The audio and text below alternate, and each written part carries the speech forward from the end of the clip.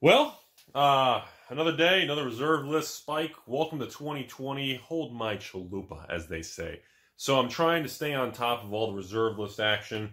I'm going to do the best I can. I physically cannot make the videos and report quick enough on the amount of buyouts that are just, it's like, they're like little ants in an anthill. They're just popping up everywhere. And I'm trying to come out, cover as much as the stuff I can, but it's out of control at this point, and it feels like it's gaining momentum. And to me, this feels like this is going to be really a big trend going into the end of the year. And again, the same thing I made in the other video I was wanting to report on. I was mentioning to people that people are citing the Bitcoin increase. Large stores are trying to rebuild their inventory. We're seeing people frustrated with all the flashy bling bling product of the new stuff, so money's starting to be rerouted. We're seeing, of course, the government's just money machine go burr and printing and handing out money, and the money is moving. So let's get into it today. I've got a couple interesting things I want to cover here. Number one, we got first on the list. Do we have fancy graphics today? We do have fancy graphics today. Okay, this channel is moving up in the world. We will get more than 221 views today. All right, so first up, we have Gate to Phyrexia. Full disclosure, as you all know, when I talk about these old cards, you all know up front, I always disclose my personal positions because, again, like we always say, when you get into this really old stuff, this is my passion, this is my playground, this is where I like to have fun. So obviously, for anyone who's been around the channel a long time, Gate to Phyrexia over here is one of my unique little Rudy sleeper cards that I've been a fan of for years. You can see some old videos from 3 to 4 years ago on this channel of me buying collections in 2016 and 17, and I was always talking about Gate to Phyrexia. People made fun of me, so I've ended up accumulating a stupid position. I think I have around 150 to 250 copies of this card. I haven't bought anything or done anything with this card in probably 2 years. Every once in a while I'll get one in a bigger collection, as you guys see in the videos or the mail time, but overall, I kind of forgot about this card recently with all the new stuff going on in the world. Excuse me. So here we are, Gate to Phyrexia, out of nowhere, never done a whole lot, and we are finally on the move.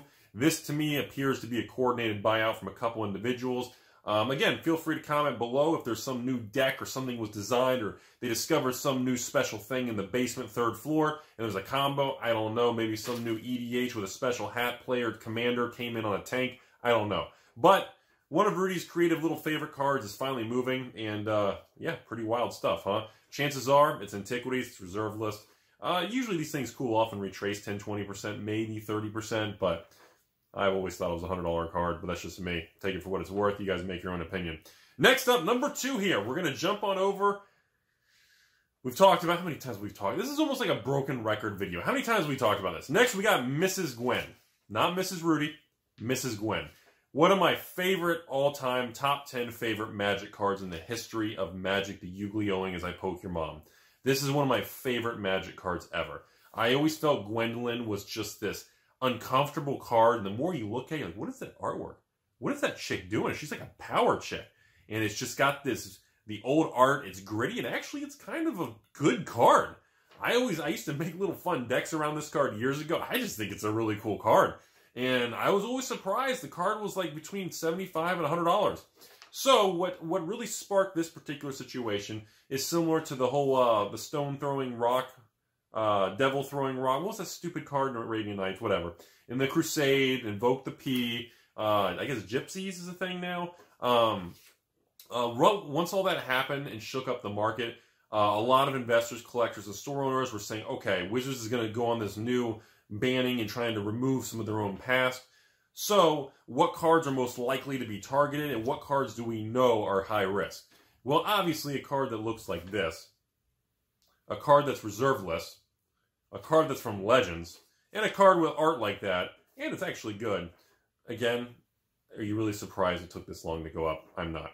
Alright, so next, oh boy. This one I had a ton of messages to cover. Hopefully I can get this video to you guys out like at a decent time. Sorry, my video has been running. Usually by the time I film it, you guys watch it, it's usually like a 1 to 2 week delay. My video queue is so backed up. City of Shadows here. So in early August, probably about the 1st, 2nd, 3rd day of August, there started to be activity of City of Shadows. So by the time you guys watch this, hopefully it's not too far away from August 3rd, maybe 4th. So City of Shadows is one of these cards from the Dark. It is part of a 4 Horsemen set. The Dark is one of the weaker sets. You know, I'm still not a fan of the card. I'm sorry. I love the artwork. I'm just not a fan of the card. Obviously, there's something going on. It's either a coordinated buyout. Somebody found some unique little fun little, you know, I don't know, bamboozling activity combo or something. Who knows? Who cares? But the price of this seems a little outrageous. I would not buy it. Let it cool off. And again, this card's been dirt cheap. What's this card been, like $5 for 25 years?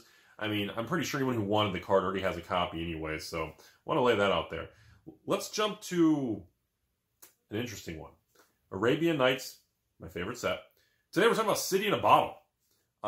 This one hasn't come up in a while. This is one of those cards where, which every time I bring this card up, it makes me nervous, because there's other cards, I'm not going to say the name, because I don't want to buy out in a rush to go to the next card, but you know, City in a Bottle is a card that removes all Arabian Nights cards. Well, there's a card in Antiquities, hint hint, that removes all Antiquity cards from the game. And for some reason, City in a Bottle remains a ridiculously expensive card. As you can see, it's pushing up to the previous high. We're breaking the highs of the previous buyouts in 2017.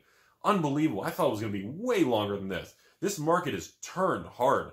Giggity? I don't know what, is it the catalyst or, it's crazy. 2020 continues, am I right? So, when I see City in a Bottle skyrocketing, and then I see like the card from Antiquities that's like, oh, I don't know, $3, $4, $5, that does the same thing for Antiquities, either this card's overpriced or the other one's underpriced. I'm going to let the market decide that. I don't even want to say the name of the card, even though I feel like everyone's going to spam in the comment section. So anyway, City in a Bottle, Arabian Nights, there's nothing to say. Again, I always thought it was a $500 card. I always thought it was kind of underpriced, so to see it kind of go there today, I guess I'm just surprised. I didn't think there was going to be all these buyouts in 2020. 2020 is such a crap show. I didn't think there was going to, like, I'd never in a million years thought any form of reserve list buyouts were going to return in 2020. With the economy and the economic conditions of everything, and all the magic is flashy and new, I don't know, whatever. Next, we're going to jump over to something different. We're going back to Weatherlight. I know, people blame me for this one, which I'm alright. You got to blame someone on the internet, right? You got to put a face to the Joker, right? Someone's got to be the Joker. So, Ancestral Knowledge over here. Look at this card. A Weatherlight card. I feel like ever since I did the Weatherlight box opening, it put a lot of attention on the set. That video's got like 100,000 views. And all these people were just like, oh my god, Nick, I can buy a box from like 23 years ago? And it's only $500? Or sometimes $450, $500? People, ever since that video came out, it's been like just the whole market shifted and people realized, I guess, it was underpriced or whatever. And now we're seeing all these Weatherlight cards just being bought out. Next up, Ancestral Knowledge. It's actually a pretty cool card. I don't know if this one's reserve list. I believe it is, but I'm not 100% certain. I know some of these weird ones are not. I'm not sure. You guys have to let me know on that one. Again, Ancestral Knowledge, this is just a card that's just, it's a decent card. It's not amazing, but it's been so cheap so long, I'm surprised it took this long to move. This was actually a decent card. All right, last but not least. Revised Dual Lands, Revised Dual Lands. We've talked about it like 2 other videos in the last couple weeks. Revised Dual Lands. Look at this chart of Badlands, everybody. Are you flipping kidding me? The Revised Dual Lands are the ultimate barometer. Look what's happening. I'm not going to say, we'll pull the chart down. Let me move.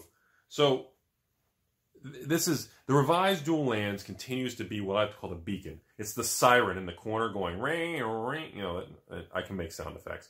It is literally the indicator I've been telling you guys the last 2-3 months that there's money and things are shifting. And I still, I still think it's a kind of a side effect of Bitcoin and crypto. I think stores are restocking vintage cards. I think people are angry at the flashy new stuff. You're seeing a huge shift in movement of money. The flow of capital has been moving around all over the place.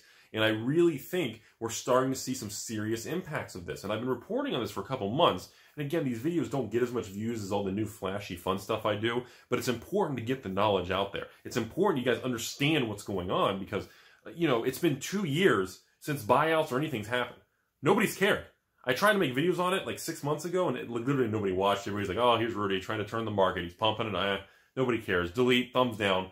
And here we are. Now there's a lot of momentum, a lot of activity happening. We're seeing tremendous daily buyouts in the reserve list again. It feels like 2017. Yeah, 2017 all over again. And I don't think it's going to stop. To me, this feels like exactly how it felt like at the beginning when people were testing the waters and buying a little bit at a time. So that's all I have. You guys know what's going on. It is what it is. I hope you already have the cards you want.